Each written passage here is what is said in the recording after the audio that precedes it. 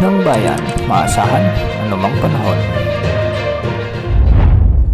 Magandang araw po sa ating lahat. Narito na ang latest update sa lagay ng ating panahon ngayong araw ng Martes, May 13, 2025. At sa kasalukuyan ay dalawang weather systems ang umiiral sa ating bansa. Una rito, ang frontal system na siyang nakakaapekto naman sa bahagi ng extreme northern Luzon.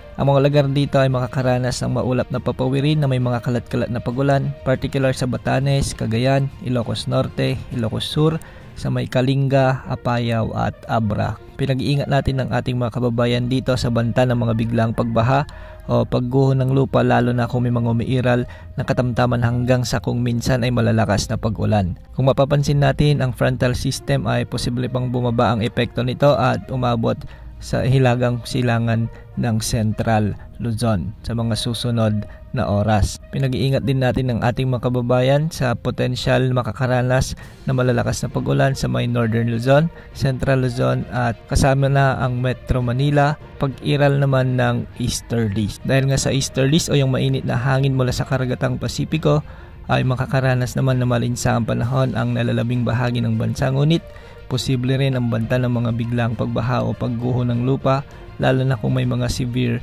thunderstorms. Ilan sa mga lugar na nakakaranas ngayon ng maulap hanggang sa maulang panahon ay ang Western Visayas at ang ilang bahagi ng Bangsamoro Region at Sorsogon. Mamayang hapon, posible na rin ang mas malalakas na pag-ulan dulot ng thunderstorms sa may Bicol Region, sa ilang bahagi ng Mimaropa. Posible na rin ang mga pag-ulan sa bahagi ng Central at Eastern Visayas.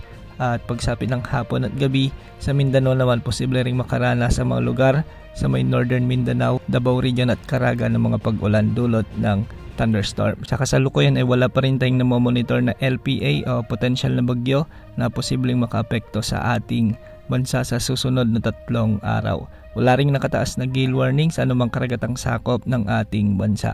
Base naman sa wind outlook ng GFS model ay posibleng may mabuong bagyo sa susunod na linggo. Kung titignan natin sa ating wind map ay posible nitong daanan ang Visayas at ang Mimaropa region. Dahil malayo at matagal pa, posible pang mga pagbabago ukol sa outlook na ito. Yan ang update sa lagi ng panahon. Ito po ang weather update ng bayan, maasahan anumang panahon.